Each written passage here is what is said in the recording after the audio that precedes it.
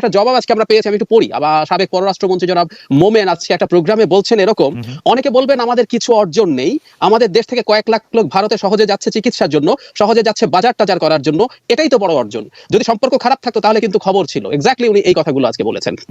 আসলে এই হলো ব্যাপার। এখন মমতাজ ভাই যেমন পেঁয়াজের কথা বললেন এবং সাথে আপনি যুক্ত করে দিয়েছেন ওটা আমরা কিনে আনি, ওটা ব্যবসা। একইভাবে ভারতের চিকিৎসার বিরাট বাজারে পরিণত হয়েছি আমরা, ভারতের অন্যান্য পণ্যের বিরাট বাজারে পরিণত হয়েছি। এবং আমি সারপ্রাইজিংলি দেখলাম কি কি পেয়েছি আমরা, এটা বলতে গিয়ে প্রধানমন্ত্রী যে সংবাদ সম্মেলন করেছেন সেখানেও চিকিৎসার কথা বলছেন। একটা রাষ্ট্রের প্রধানমন্ত্রী হিসেবে কিন্তু এটা তার জায়গা থেকে খুবই ব্যর্থতার কথা, কারণ আমরা এখন ক্লেম করি আমাদের পার ক্যাপিটা জিডিপি ভারতের চাইতে বেশি, সেই দেশটার লোকজন ভারতে যাবে ইনক্রিজিংলি চিকিৎসার জন্য এবং এটাকে একটা অর্জন বলছে। এটা সরকার হিসাবে এই সরকারের কত বড় ব্যর্থতা সেটা আমাদের বোঝা দরকার। নাম্বার 2 হচ্ছে আগে কি পেয়েছি, আমি রেদার এই সময়টা, এই যে 15 বছর তারা ক্ষমতায় আছে, আমরা একটা বয়ান সরকারের দিক থেকে খুব ক্লিয়ারলি শুনে গেছি, সেটা হলো এই রকম সম্পর্ক ইতিহাসে, মানে ভারত বাংলাদেশের সম্পর্ককে বলা হচ্ছে বাংলাদেশের ভারতের ক্ষেত্রে না, সারা পৃথিবীর ইতিহাসে এটা একটা অনুকরণীয় অনুসরণীয় সম্পর্ক। যদি সেটা হয়ে থাকে, কিন্তু ডক্টর রহমান আপনি একটু যদি এখান থেকে বলেন যে আপনি আসলে ভারতে কি চেয়েছিলেন যেটা আপনি আসলে পান নাই। আপনি খুবই ভালোভাবে পানি এর কথা নিশ্চয়ই আপনি বলবেন, কিন্তু আমি কিন্তু দেখেছি যে যেই কয়লা নিয়ে আপনারা আন্দোলন করেছেন, আমরা আন্দোলন করেছি যে কয়লা বাংলাদেশে পুরালে কি হবে, সেটা ভারতে পুড়িয়ে বাংলাদেশে বিদ্যুৎ নিয়ে আসা হয়েছে। আপনি কিন্তু দেখবেন যে আসলে কোনো ভারতীয় সরকার এত মাইটি হওয়া সত্ত্বেও সে কিন্তু এটা বলতে পারছে না যে এই পানির হিস্সা তোমার, এটা না তোমাকে দিব না। তাদের অভ্যন্তরীণ এটা ছুতো হোক যাই হোক, বাংলাদেশ সরকারের অবস্থানের জন্য তাকে এটা কিন্তু বলতে হচ্ছে যে এটা আমরা দিতেই চাই, তোমাদের প্রাপ্য, এটা কিন্তু তারা স্বীকার করা। কূটনীতিকভাবে এত বড় একটা দেশের সঙ্গে এর চেয়ে বেশি আর আপনি কি চাইছেন যে সেটা আপনাকে পাইতে হবে যেটা আপনি পান নাই? আসলে আপনি অন্যান্য সবকিছু বিবেচনা যদি বলেন। এক্স্যাক্টলি আমি কয়েকটা একদম স্পেসিফিক প্রশ্নের জবাব দিই। প্রথম কথা হচ্ছে পানির হিস্সা তো শুধু তিস্তা না, আমরা তিস্তা নিয়ে আলাপ করছি এবং আজকে যথেষ্ট সময় হবে না। তিস্তা যেই ফ্রেমওয়ার্কে চুক্তি হতে যাচ্ছিল 2011 সালে, যেখানে গজলডোবা পয়েন্টের পানি ভাগের কথা আছে, ঠিক একই ফরম্যাটের চুক্তি করে গঙ্গায় কিন্তু আমাদের একটা চুক্তি আছে, আমরা খুব ক্রেডিট ক্লেম করি, আমরা পানি পাই নাই। আমি আপনার দৃষ্টি আকর্ষণ করবো 2017 সালে প্রধানমন্ত্রী যখন ভারতে গিয়েছিলেন, তিনি স্পষ্টভাবে বলেছিলেন, প্রধানমন্ত্রী, আই রিপিট, এটি বিবিসি বাংলা রিপোর্ট করেছিল, যে এক্সিস্টিং ফরম্যাটে গঙ্গা চুক্তি নবায়ন করবে না বাংলাদেশ। প্রধানমন্ত্রী নিজেও রিয়ালাইজ করেছেন আপনি যখন ফারাক্কা পয়েন্টের পানি ভাগ করার কথা বলেন তাতে আসলে পানি পান না, আর আপনি বলছেন আমি এটা দেবো, আমি এটা করব। এবং খালিদ খেয়াল করবেন এইবার তিস্তার পানি বন্টন চুক্তি নিয়ে একটা টু শব্দ হয়নি। আগে যে এক ধরনের একটা রেটরিক্যালি বলা হতো যে আমরা এটা করব, দেখছি, ইত্যাদি ইত্যাদি, এবার সেটাও হয়নি। সরাসরি জনাব নরেন্দ্র মোদী তার বৈঠকের পর যে স্পিচটা দিয়েছেন আমি খুব মন দিয়ে খুঁটিয়ে খুঁটিয়ে শুনেছি, সেখানে উনি জাস্ট বাংলাদেশে তিস্তা যে ম্যানেজমেন্ট আমাদের অংশে হওয়ার কথা, যেটা চায়না করার কথা ছিল, সেটার জন্য টেকনিক্যাল টিম পাঠানোর কথাটুকু বলা হয়েছে। এবার আর কোনোভাবেই তিস্তা পানি বন্টন চুক্তি নিয়ে কোনো আলোচনা নাই। সুতরাং এটা কিন্তু হাওয়া হয়ে গেছে, আমরা আর কি পাইনি।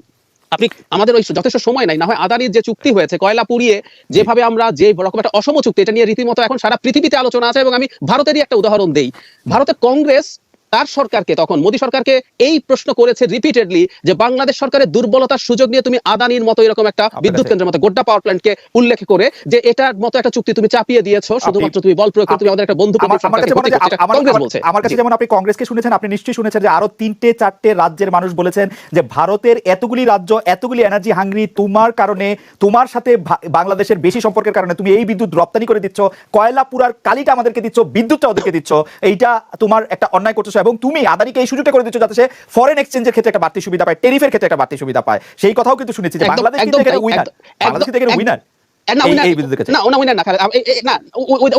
আমি একটা জবাব দিতে চাই খালিদ, সেটা হচ্ছে আমি একটা ছোট উদাহরণ দিই। ধরুন এই পাওয়ার প্ল্যান্টটা বাংলাদেশ আছে, আই এগ্রি উইথ ইউ যে কয়লা পোড়ানোর যে ক্ষতির দিক আছে সেটা থাকতো, কিন্তু কয়লা পাওয়ার প্ল্যান্ট যখন আমার এখানে হবে, আমি যখন কনস্ট্রাক্ট করছি, এই পুরো কনস্ট্রাকশনের খরচের জন্য বা যা যা সিমেন্ট লাগবে, রড লাগবে, শ্রমিক লাগবে, সব আমার দেশের লোকজন করতো। এটা যে অপারেট করছি আমরা, এই অপারেট করতো এই দেশের লোকজন, তাদেরকে আমি বেতন কিন্তু দেশি মুদ্রায় দিতাম।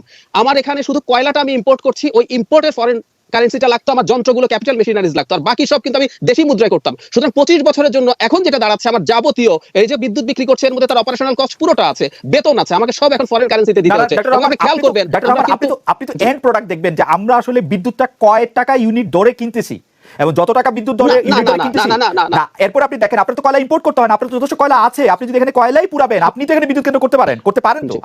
আমি বাধা দিচ্ছি বিদ্যুৎ রক্ষা কমিটি করে।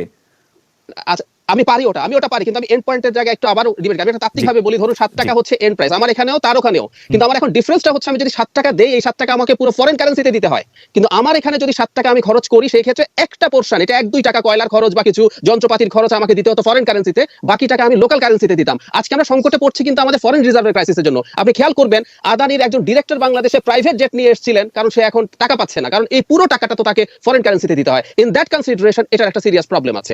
আমি আরেকটা জায়গায় যাই, সেটা হচ্ছে আমাদের ট্রেড ডেফিসিটের কথা। জি, ট্রেড ডেফিসিটের কথা। জি, আপনি ট্রেড ডেফিসিটের কথা বাংলাদেশের সাথে ভারতের ট্রেড ডেফিসিট, মানে এটা আমরা কোনোদিন সমান সমান হবে এটার কোনো কারণ নাই। এটা একটা ফান আছে যে আপনি যখন একটা পাড়ার দোকান থেকে কিছু কেনেন তার সাথে আপনার ট্রেড ডেফিসিট হয়ে যায়, এখন যেহেতু আপনি বিক্রি করেন না।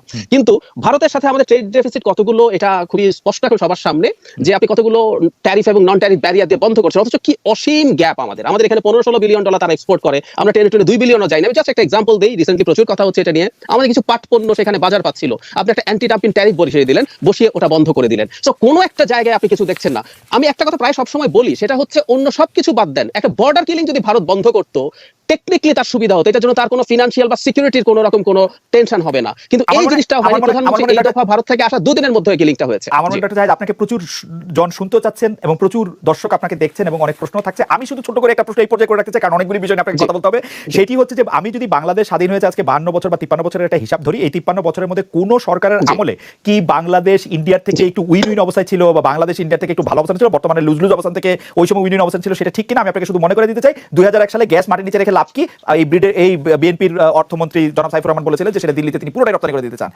সেই প্রসঙ্গে যদি একটু বলেন যে সব সরকারের আমলে একই অবস্থা থাকে কিনা, ইন্ডিয়া লুজ থাকে কিনা, সেটা যদি একটু বলেন সংক্ষেপ। জি, খুবই গুরুত্বপূর্ণ প্রশ্ন, কখনো থাকেনি। এবং আমি প্রায় একটা কথা বলি যে ভারতের জায়গা থেকে বাংলাদেশের সাথে সম্পর্ককে যেভাবে দেখা হয়েছে, আমি বলে রাখা ভালো, মমতাজ ভাইও বলছেন ইটস ট্রু, ভারত একটা বিরাট দেশ, তার অর্থনীতি বড়, তার মিলিটারি সুপার পাওয়ার, তার নিউক্লিয়ার ওয়েপন আছে, সে এখন মঙ্গলে যায়, চাঁদে যায়, ভারতকে ইগনোর করার কোনো স্কোপ নাই, সে একটা রিজিওনাল সুপার পাওয়ার। কিন্তু ভারত বাংলাদেশ এবং উইথ আদার কান্ট্রিজ যেভাবে ট্রিট করে, ডিল করে, ভারতের সময় আসলে কখনোই বাংলাদেশের সাথে কেউ কোনো বেশি কিছু নিয়ে আসতে পারে না, কোনো সন্দেহের জায়গা নেই। কিন্তু আমি একটা জিনিস সিরিয়াসলি মনে করি, এই সরকার বিশেষ করে 2014 সালের পর থেকে ভারতের কাছে যাবতীয় সবকিছু দিচ্ছে এবং যেটা আমাদের সিকিউরিটি থ্রেট তৈরি করছে। আমি পরবর্তীতে আলোচনা করবো, আমি একটা এক্সাম্পল দিলে বোঝা যাবে। 2011 সালে মনমোহন সিং যখন বাংলাদেশে এসেছিলেন, তখন তিস্তা চুক্তি হওয়ার কথা ছিল, ভারতকে ট্রানজিট দেওয়ার কথা ছিল। তিস্তা চুক্তি আর ট্রানজিট কিন্তু ইন্টারচেঞ্জেবল জিনিস না। তিস্তার পানি পাওয়া আমার রাইট, ট্রানজিট আমি দিতে পারি।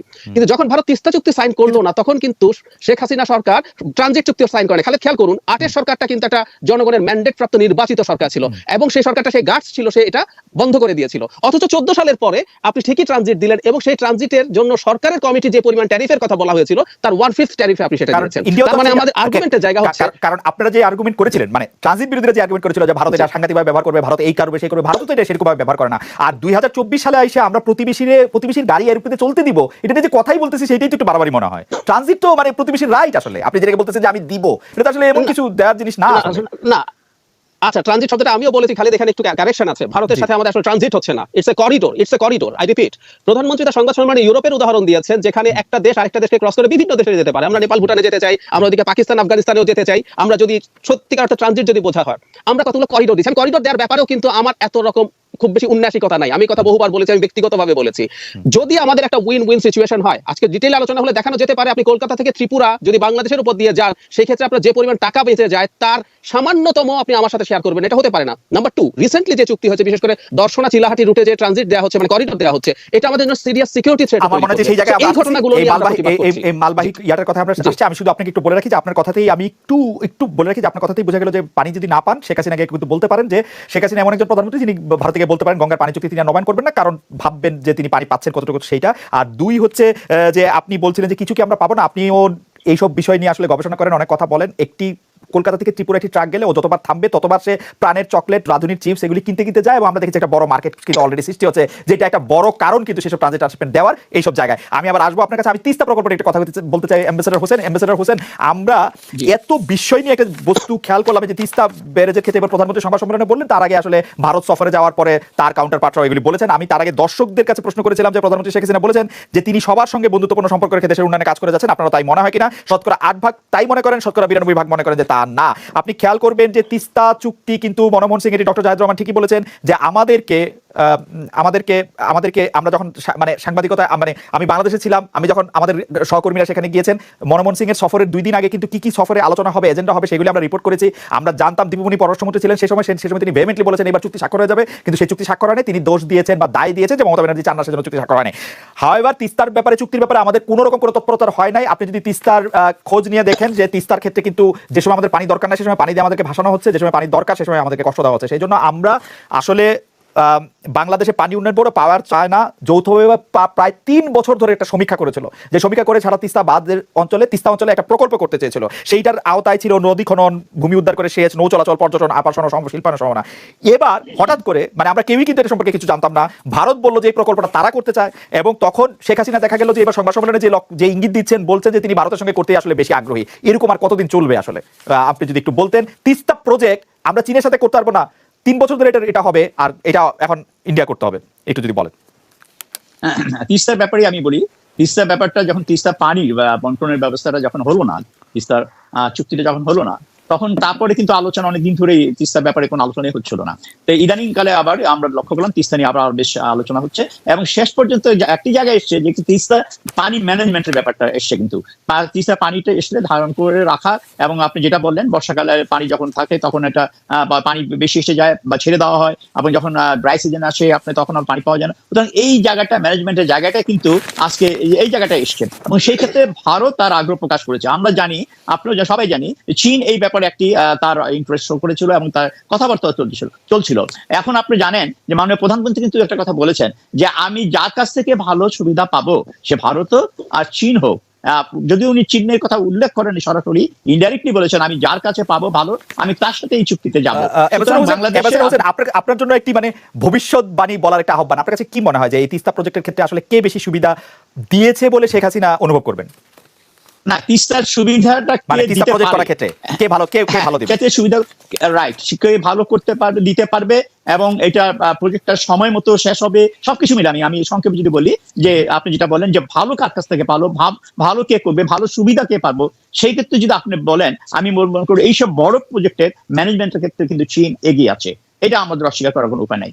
এখন প্রশ্নটা হলো আমি কি শর্তে কিভাবে পাবো, কতটুকু আমার প্রতিবেশী ভারত এবং সেও ইন্টারেস্টেড, এবং সেই ক্ষেত্রটা মাথায় রেখে যে আমার সবসময় আমি যখন দিতে সাহায্য আমি আপনার অনুমতি নিয়ে একটু শেখ হাসিনাকে কোট করি। তিনি বলেছেন আমাদের কাছে গ্রহণযোগ্য লাভজনক সেটাই আমরা করব, কিন্তু তার পরের লাইনে তিনি বলেছেন আবার ভারত যদি আমাদের প্রজেক্ট করে দেয় সব সমস্যার সমাধানই হয়ে গেল। হ্যাঁ, সেই ক্ষেত্রে উনি আমি যেটা আপনাকে বলেছিলাম প্রথমেই, যে চীনের এবং চীন সেই ক্ষেত্রে তার সাফল্য অনেক আছে, চীনের মানে তাদের যে অভিজ্ঞতা এটা ভারত ভালো আছে। এটা বরং আমরা শেখ হাসিনা শুনি, ভারত যদি আমাদের প্রজেক্ট করে দেয় সব সমস্যার সমাধানই হয়ে গেল, সেটা আমাদের জন্য সহজ হয়ে গেল না? ভারতের সঙ্গে যদি তিস্তা প্রজেক্টটা করি তাহলে পানি নিয়ে প্রতিদিন প্যাঁ করতে হবে না, আমরা সেই সুবিধাটা পাবো, এখানে কোনো সমস্যা দেখি না। হ্যাঁ, আপনার এই কথাটার সাথে আমি কিছুটা আপনার সাথে একমত, মানে শেখ হাসিনার সাথে, মানে প্রধানমন্ত্রীর সাথে, কারণ পানিটা আসবে ভারত থেকে। সুতরাং আমি যদি ভারতের সাথে চুক্তিটা করি এবং একটি সম্মানজনক ভাবে যে আমার চুক্তিটা হয়, এবং সেই ক্ষেত্রে আমার পানি যে আসার যে সমস্যাটা সেটাও কিন্তু সমাধান হয়ে যাবে। সুতরাং সেই ক্ষেত্রে সেইটা উনি চিন্তা করে মাথায় রেখে এই কথাটা উনি বলেছেন। আমি মনে করি কথাটা উনি যথাযথভাবেই বলেছেন, যে পানিটা আসল সমস্যা, পানিটা যদি আমি ভারতের সাথে চুক্তি করি এবং সেই চুক্তিটা যদি আমার স্বার্থের পরিপন্থী না হয়, তাহলে আমি মনে করি ভারতের সাথে চুক্তি করাটা বাংলাদেশের জন্য ভালো হবে বলে। হোসেন, আপনি যদি এই থিওরিতে ফালান তাহলে কি ভারত ছাড়া পৃথিবীর কোন রাষ্ট্রের সাথে আমি চুক্তি করতে পারবো?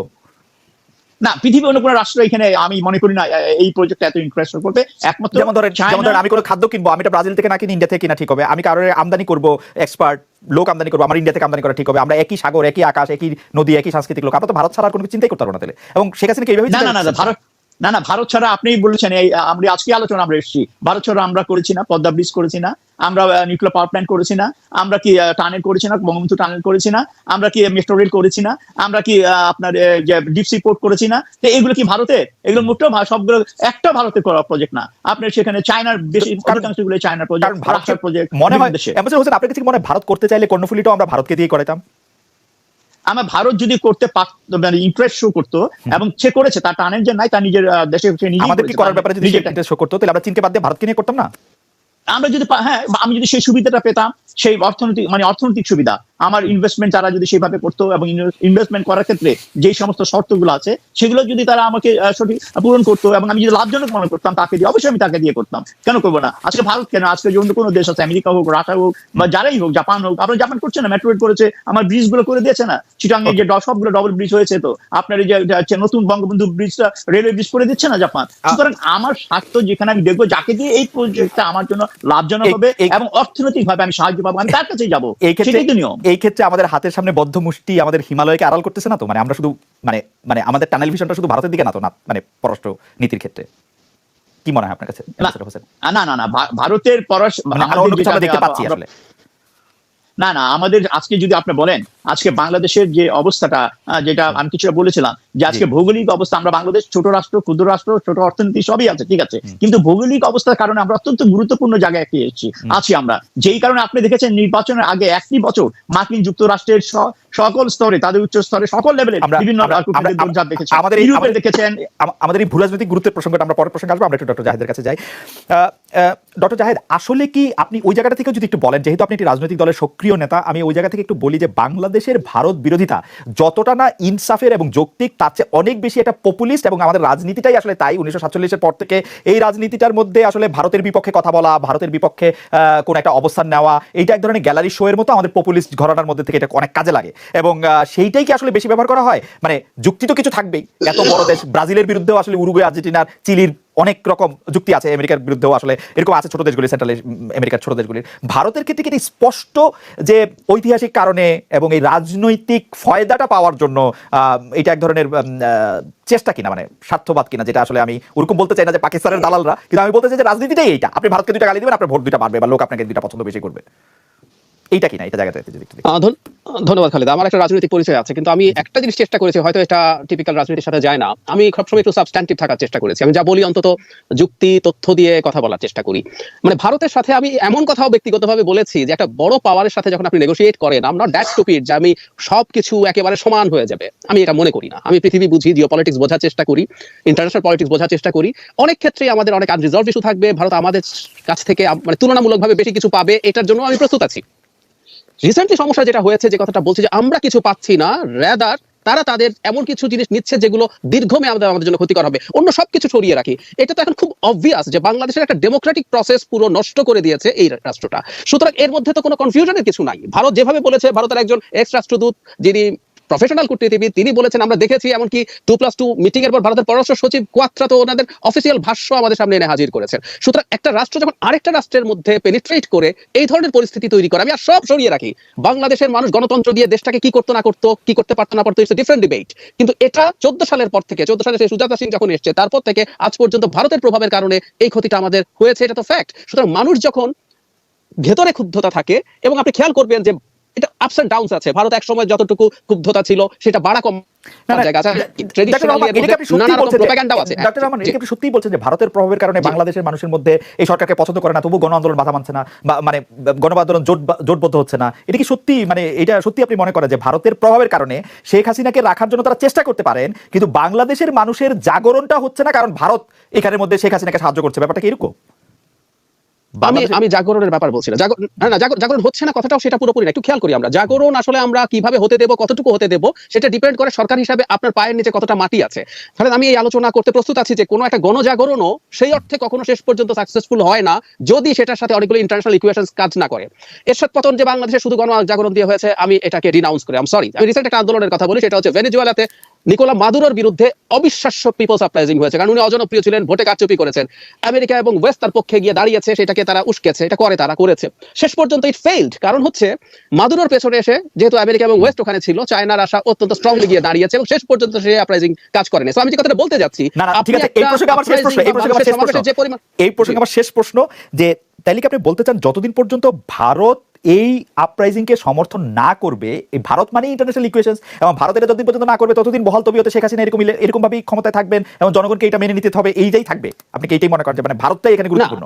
না, আমি এটা মনে করি না, কিন্তু আমি ভারত খুব গুরুত্বপূর্ণ, এবং আমি ভারতের ক্ষেত্রে ভারতের যে লেভারেজ আছে তার ওয়েস্টার্ন অ্যালাইজদের উপরে, বিশেষ করে আমেরিকার উপরে, তার ইন্দো প্যাসিফিক স্ট্র্যাটেজি এবং কোয়াডের কারণে সে যে পরিমাণ তার লেভারেজ আমেরিকার উপরে আছে, সেই সম্ভাবনাটা বেশি। আমি বলছি না যে এটা হবেই না, কিন্তু এটাকে আমি ইগনোর করতে পারি না। আমি যদি পৃথিবী বুঝি, আমি যদি ভূরাজনীতি বুঝি, তাহলে ভারতের এই রোলটা খুব শক্তভাবে সরকারের পক্ষে যাচ্ছে, এবং ভারতের প্রতি যে ক্ষোভ আছে, এই সরকার যত রকম অনিয়ম দুর্নীতি করে, সমস্যা করে, মানুষের অধিকার নষ্ট করে, প্রত্যেকটার সাথে মানুষ ভারতকে ট্যাগ করে। এবং আপনার এই জবাবে ফাইনালি আমি এটুকু বলবো যে এটা একেবারেই হয়ে যাবে না তা না, কারণ ভারত চেষ্টা করেও বহু কোনো জায়গায় তাদের সেই ফেইলিয়ার হয়েছে, সেখানে যে সে একেবারেই সব তার মতো করে করতে পেরেছে, নট নেসেসারিলি পাল্টা জিনিসই হয়েছে। কিন্তু একটা ডিফারেন্স বাংলাদেশে আছে, অন্যান্য জায়গায় নির্বাচন আছে, সেখানে সেই নির্বাচনে হয়তো চেষ্টা করেছে তার পছন্দের প্রার্থীকে পাশ করিয়ে আনার জন্য।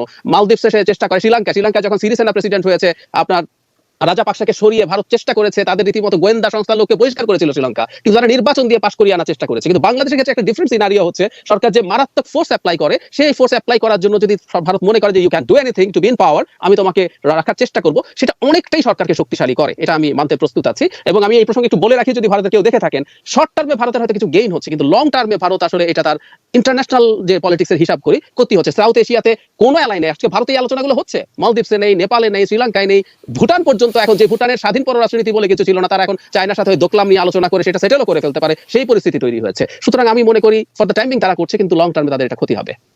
এবং আপনি এটাও পাশাপাশি মনে করছেন যে এই প্রসঙ্গে যদি আরেকটু বলতেন, যে জায়গায় আসলে আমি আপনাকে প্রশ্ন মানে ইন্টারাপ্ট করছিলাম, যে আসলে শেখ হাসিনার পক্ষে এখন তিনি যেভাবে আসলে দেশ চালাচ্ছেন বা কূটনীতির ক্ষেত্রে কোন 2-3টা লক্ষণ দেখলে আপনি একদম স্পষ্ট বলেছেন যে 2014 সালের পরে এখন এটাকে আসলে শেখ হাসিনার, মানে আমি যদি আপনার মধ্যে খুব তাত্ত্বিক জায়গা থেকে বলতে পারবো, আমি যদি এইভাবে অনুবাদ করি যে খুবই নতজানু পররাষ্ট্রনীতি এবং খুবই ঝুঁকে পড়া পররাষ্ট্রনীতি ভারতের দিকে সেটা দেখা যাচ্ছে।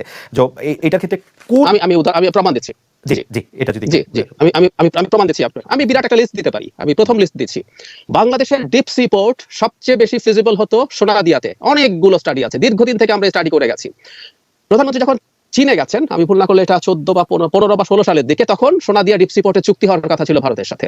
ইট was a red line of Bharat. Bharat সেই রেড লাইনের কারণে বাংলাদেশ সেই সবচেয়ে ফিজিবল, সবচেয়ে ভালো লোকেশনটা থেকে সরে এসে মাতার বাড়িতে ডিপ সি পোর্ট করছে, যেটা চায়না, মানে জাপান। এখন ভারতের ইচ্ছে হচ্ছে, কিন্তু ভারতের তো আসলে টাকা নাই, ইচ্ছাও নাই। ভারতের এলওসি গুলোর কত পার্সেন্ট ছাড় হয়েছে আমরা খুব ভালো মতো জানি, জাপানকে নিয়ে আসা হয়েছে। আমাদের সবচেয়ে গুরুত্বপূর্ণ জায়গায় আমরা ডিপ সি পোর্ট করতে পারি নাই ভারতের জন্য। নাম্বার 2, এই যে তিস্তা প্রজেক্টের কথা আসলো, মানে এর চেয়ে কোনো ফার্সিক্যাল কিছু হতে পারে না। আপনি আমার রাইট দেবেন না, এরপর আপনি বলছেন আমার লোন নিয়ে তুমি এটা করো, আপনি করতে বলছেন। আমি আরো বলছি, আমরা অনেকে জানি না আমাদের কোস্টে ভারতের রেডার আছে।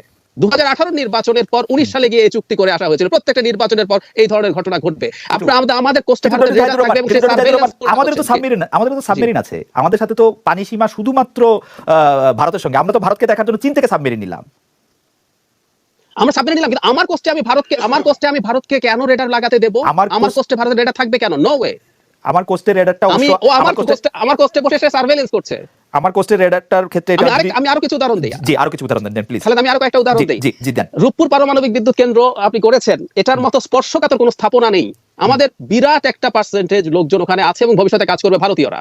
আরো একটা রিসেন্ট উদাহরণ দেই, সেটা হচ্ছে আপনি খেয়াল করবেন যে জনাব নরেন্দ্র মোদী বলেছেন যে আমরা একটা জয়েন্ট স্যাটেলাইট পাঠাবো। এটা কিন্তু রিমোট সেন্সিং স্যাটেলাইট। আমি একটু দর্শকদের উদ্দেশ্যে বলি, একটা হচ্ছে কমিউনিকেশন স্যাটেলাইট, যেটা আমাদের অলরেডি আছে, এটা মোটামুটি টিভি বা ফোনের কারণে ইউজড হয়। আর রিমোট সেন্সিং হচ্ছে যেগুলো দিয়ে আপনি আসলে একটা মানে ভূমির ছবি তৈরি করতে পারেন, তুলতে পারেন, ম্যাপ করতে পারেন, মানে বিভিন্ন রকম ক্যামেরা থাকে।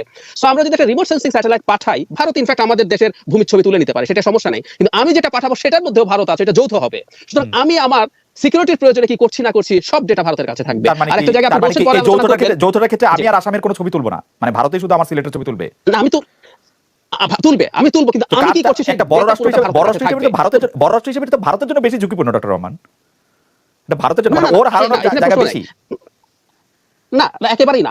আমি আমার একটা রিমোট সেন্সিং স্যাটেলাইট যদি পাঠাই, আমি সেই পাঠানোর পরে আমি সেটা দিয়ে যারা দুনিয়ার ছবি তুলতে পারবো, এটা ভারতের কিছু করার নাই।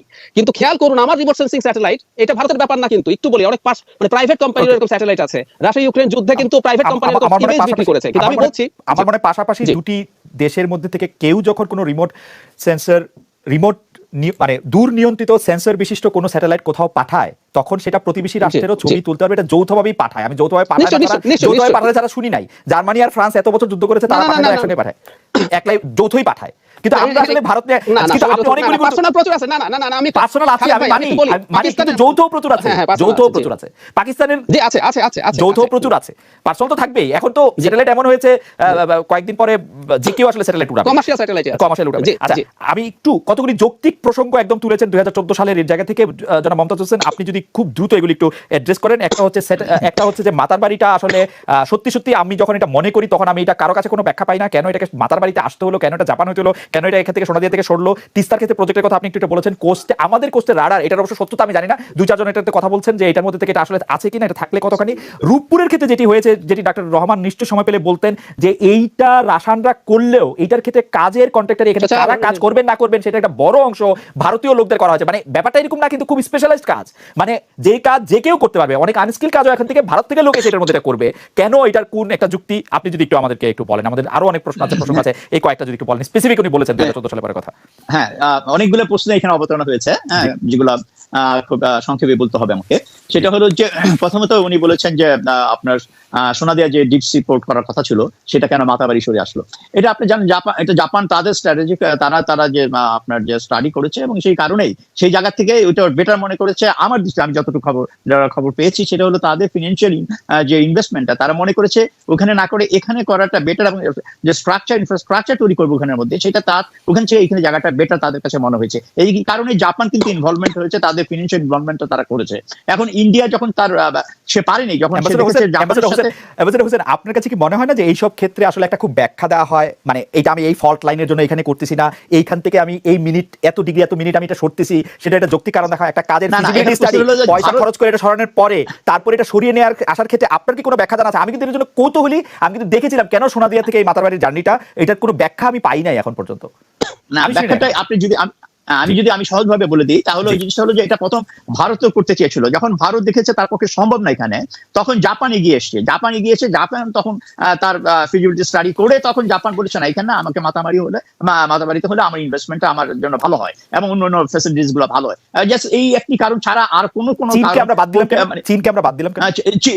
চীনের যে ইনভেস্টমেন্টের যে কথাটা বলা হয়েছিল সেখানে আমি মনে করছি জাপানের ইনভেস্টমেন্ট এবং জাপানের যে আপনার যে তার যে আদার কন্ডিশন গুলো যেগুলো ছিল জাপানের, হ্যাঁ, তাদের লোন ইন্টারেস্টের বিভিন্ন প্রশ্ন এখানে ইনভলভমেন্ট থাকে, বিভিন্ন জিনিস ইনভলভ থাকে, সেগুলো আমার কাছে মনে হয়েছে আপনার কাছে কি মনে হয় চীনের সাথে এটা করার সময় ভারত একটি হুমকি বা ধমক দিয়েছিল তোমরা আমাদের এটা করতে পারবে না চীনের সাথে, সেই জন্য করে নাই? তাহলে তো আমার পদ্মা ব্রিজ হতো না, করার সময় মানা করে নাই, মানা করলে হতো না আসলে। না, এটা আপনি হয়তো এখন বলতে পারছেন, আমি বিশ্বাস করি না। বাংলাদেশ শেখ হাসিনা সেটা ভারত বলবে বাধা দেবে, আমার এটা প্রয়োজন, এটা শেখ হাসিনা করবে না। আমরা তো সোনাদিয়ার ক্ষেত্রে দেখলাম, কারণ হচ্ছে যে আমাদের পত্রপত্রিকা আমরা আসলে লিখতে পারি না, কারণ আমাদের সাথে কেউ কথা বলে না, কিন্তু ভারতীয় পত্রপত্রিকায়, এইখানে হংকং এর পত্রপত্রিকা, এখানে সিঙ্গাপুরের পত্রপত্রিকা, মানে চাইনিজরা বিভিন্ন নামে এইগুলি কিন্তু লেখা হয়েছে, এগুলি কিন্তু ইন্টারনেটে আছে। আমাদের পত্রপত্রিকা আমরা তো খোলাসা করে লিখি না। এটা ডক্টর রহমানের নিশ্চয়ই মনে থাকবে, আপনারও নিশ্চয়ই মনে আছে যে এগুলি লেখালেখি হয়েছে, কিন্তু মানে আমরা এগুলি খুব শূন্য থেকে বলছি, আমিও তো বলছি হয়েছে, এখনো হচ্ছে, হবে। এই কারণে যে পায়নি, ধরেন চায়না বা ইন্ডিয়া, সুতরাং তার ইন্টারেস্ট যখন হয় নাই তখন সে ন্যাচারালি সে তো ইন্টারন্যাশনাল বিভিন্ন তার দেশে বাইরে সেটা সে লেখালেখি করবেই, এটাই স্বাভাবিক। যখন আমি পেলাম না, আমার কাজটা হলো না, অন্যরা আমার কাজটা নিয়ে গেছে বা করে ফেলেছে, সুতরাং আমি তো সেখানে আমার যতটুকু বলার আমি চেষ্টা করবো বিভিন্ন ভাবে যে আমার উপর ইনজাস্টিস করা হয়েছে, আমার উপর এটা করা হয়েছে, এগুলো বলবেই। সেটা ঠিক আছে। আমরা পরের প্রসঙ্গে আসি। আমি আসলে মাতারবাড়ি প্রসঙ্গের ক্ষেত্রে আপনি কনভিন্স কিনা আমি জানি না, আপনি নিশ্চয়ই কনভিন্স, আমি খুব ভালো বুঝতে পারি না। আমি কোস্ট গার্ড, আমাদের কোস্টে এসে ভারতের রাডার, হ্যাঁ, যেটা ভাই যেটা বলেছেন যে পোস্ট গার্ড আমাদের বাংলাদেশের, আপনি যদি মানে দেখেন বাংলাদেশের আপনি বাউন্ডারি গুলো দেখেন, আপনার মনে করেন যে ভারতের আমাদের যে খুলনার ওই সাইডটা দিয়ে যদি আপনি চিন্তা করি, বর্ডার চিন্তা করি, ভারতের আগে আপনি জানেন একসময় তালপট্টি ছিল, এখন তালপট্টি নাই, চলে গেছে। তো তালপট্টির পাশে এই সাইডটাতে আপনি চিনেন ভারতের বিশাল একটা যেটা সাথে বাউন্ডারির সাথে বাংলাদেশে পরে দিয়ে আপনি যদি সেখানে ভারত যদি তার বাউন্ডারিতে তার সি লেভেলে তার যেখানে সমুদ্র সীমানা আছে সেখানেও যদি কোস্ট গার্ডের রাডার বসে, তা আমাদের কাছে মনে হয় যেমন এটা বাংলাদেশে এত কাছে হলো কেন, তার বাউন্ডারিতে আমাদের আপনার এক সময়কার বাংলাদেশ উনি অভিযোগটা করেছেন যে বাংলাদেশের সমুদ্র সীমার ভিতরে তারা করেছে। এই অভিযোগ কিন্তু শুধু ডক্টর জাহিদ করছেন না, আমরা দেখছি সাবেক পররাষ্ট্র সচিব জনাব মোহাম্মদ তৌহিদ হোসেন বলছেন বাংলাদেশের উপকূলে ভারতেও নজরদারি রাডার স্থাপনের অনুমতি দিয়েছে বাংলাদেশ। না, বাংলাদেশের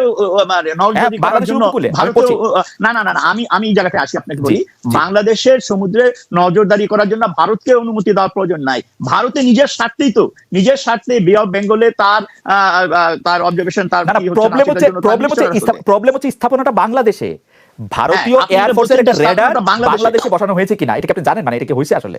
না, বাংলাদেশে আমার জানা মতে বাংলাদেশে রাডার বসানো হয় নাই। যেটা হলো যে আপনার শিপের মধ্যে থেকে তারা যে রাডারটা, তাদের নেভি যে রাডারটা ব্যবহার করে, তাদের কোস্ট গার্ড বা তারা অনেক সময় হয়তো বা বাংলাদেশের বর্ডার সি লেভেলের মধ্যে চলে আসে, হয়তো বা আছে, কিন্তু বাংলাদেশে স্থাপনা করা হয়েছে এই ধরনের এখন পর্যন্ত আপনারও আমার কাছে মনে হয়, আমি এটা তো শিওর জানি না, এটা তো তৌহিদ হোসেন এটা বলেছেন, ডক্টর জাহিদের কাছে অন্য প্রমাণ নিশ্চয় থাকবে। আমি শুধু এটা জানতে চাই যে বাংলাদেশের ওই কোস্টাল এরিয়া সম্পর্কে ডেটা নেওয়ার জন্য যদি ইন্ডিয়ার এত উৎসাহ থাকে, পৃথিবীর অন্যান্য পাশাপাশি দেশগুলি, সভ্য দেশগুলি যা করে তা তো ভারতও করতে পারতো, আমাদের কাছে ডেটা নিতে পারতো, তাদের এখানে রাডার বসাতে হবে কেন?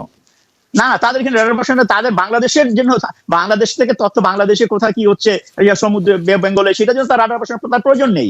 তার রাডার ভারতেই বসায়, বাংলাদেশে দেখতে পারবে, তার সবকিছু দেখতে পারবে। বাংলাদেশ এত কাছে তার সমুদ্র সীমানা, সুতরাং ভারত তার বে অফ বেঙ্গল, ইন্ডিয়ান ওশনের জন্য যে অবজারভেশনের জন্য যে রাডার, সেটা এখানে বসালেই হয়। অ্যাম্বাসেডর হোসেন, এটা শুধু দেখার জন্য, ডেটা সংগ্রহ করার জন্য, দিস ইজ এ স্টেটমেন্ট যে আমি দেখো আমার ডোমিনেন্সটা কত বড়, আমার আসলে যদি আমার সীমানায় এসে একটা ক্ষতি করে কেউ, এটাতে আমার বড় ক্ষতি হয় না, কিন্তু এটা একটা প্রতীকী মূল্য আছে, সেই প্রতীকের জায়গা থেকে এটা গুরুত্বপূর্ণ। ভারত তার ডোমিনেন্সটা আমাদের সেটা আপনি বলতে পারেন, সেটা আপনার সাথে আমি একমত যে হ্যাঁ, ন্যাচারালি আমি যখন দেখি আমার আমার শক্তিশালী বা বৃহৎ রাষ্ট্র আমার পাশে একটা, আপনি যেটা বললেন খুঁটি গাড়লো, আমার কাছে একটা রিয়াকশন হয়, একটা অ্যাকশন রিয়াকশন, যেটাই বলেন আমরা হয়। আপনি কানাডা, আমেরিকা, আপনি জানেন কানাডা বিশাল দেশ হলো, কিন্তু সমস্ত কিছু ডিফেন্সের যা কিছু আছে বলেন, এই কানাডা হাইড্রো উৎপাদন করে, সেটা আমেরিকা নিয়ে চলে যায়, তার সমস্ত কিছু আমেরিকার সাথে তার নিয়ন্ত্রণের মধ্যে থাকে। ঠিক আছে, আমি আর দুইটা স্পেসিফিক ব্যাপার আপনি একটু মতামত দিতে পারেন। একটা ডক্টর জাহিদ তুলেছিলেন, আর হয়তো সময় পাননি বলে একটা তুলতে পারেন। একটা হচ্ছে যে রূপপুরে আসলে বিদেশিদের কাজ করতে